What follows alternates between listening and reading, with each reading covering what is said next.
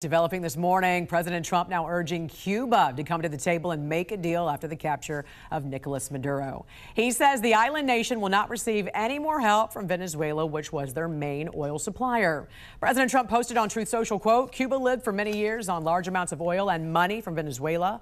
Venezuela now has the United States of America, the most powerful military in the world, to protect them, and protect them we will. There will be no more oil or money going to Cuba, zero. I strongly suggest they make a deal before it is too late."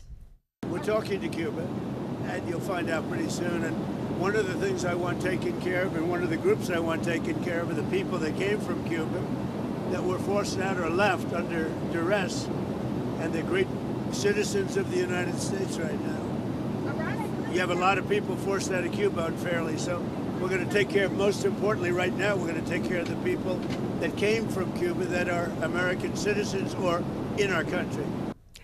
Now, Cuba's government enabled Maduro to continue his brutal power regime, with Cuba's military providing security for Maduro in exchange for oil. Trump said Venezuela no longer needs protection from thugs and extortionists who held them hostage for so many years. The Colombian president, Gustavo Petro, scored a remarkable geopolitical victory after holding a successful meeting with the President Donald Trump up in the Oval Office in Washington, D.C. The meeting came after more than a year of acrimonious rivalry between the two leaders, who often traded insults on social media. At some point, Gustavo Petro was even added to a list of leaders who are involved in narco-trafficking, according to the White House, without presenting any proof. But that, for example, meant that the head of state of Colombia had to travel on a temporary exemption to go to the United States because his visa to travel to America is currently revoked. However, none of that happened in the closed-door meeting at the White House, with the two leaders discussing trade, the shared efforts to stem the flows of drug traffickers in the region, and also the future of Venezuela. And according to Petro, the Colombian president even found the time to tweak perhaps the most famous political slogan of our time. El regalo que me dio ¿cómo se llama? La gorra roja. He gave me a gift, a red cap that says, "Make America Great Again." And I wrote with a pen that was there from the collection of the president's pens. I wrote an S at the end of America. Make the Americas great. And you can only do that with mutual respect between two different civilizations. And Trump shared the same impression. Speaking to reporters shortly after the meeting, he said that he went along really well with Petro, and that he found the meeting to be terrific. This meeting is also one of the last high-level engagement for the Colombian president, as this country is due to hold a political election this year, and Petro himself, who is barred from seeking another mandate, will give up his power on August 7th this year. For CNN, this is Stefano Pozzebon, Bogotá. From Ukraine. They have very valuable rare earth. To Greenland. They're going to be involved in mineral rights, and so are we. Even Venezuela. You have minerals, right? All the critical minerals. A recent theme has emerged in American diplomacy. The start of the Trump administration really marked a new chapter of foreign policy. Minerals diplomacy became synonymous with foreign policy.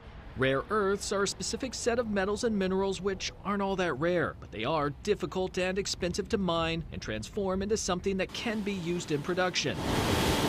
Vital to the U.S. economy and national security, they're in things like smartphones, batteries, medical equipment, and even some cancer treatments. Also fighter jets, submarines, satellites, missiles, and more.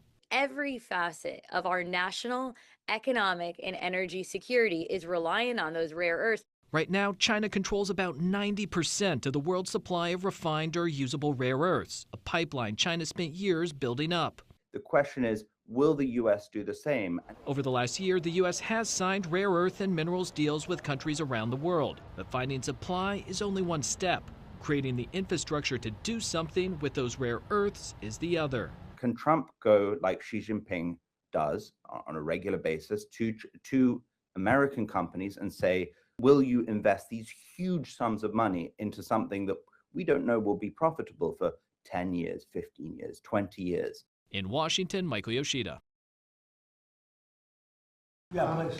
About your meeting with President Petro later this week, he's been quite critical of you since you spoke back in January after the Maduro raid.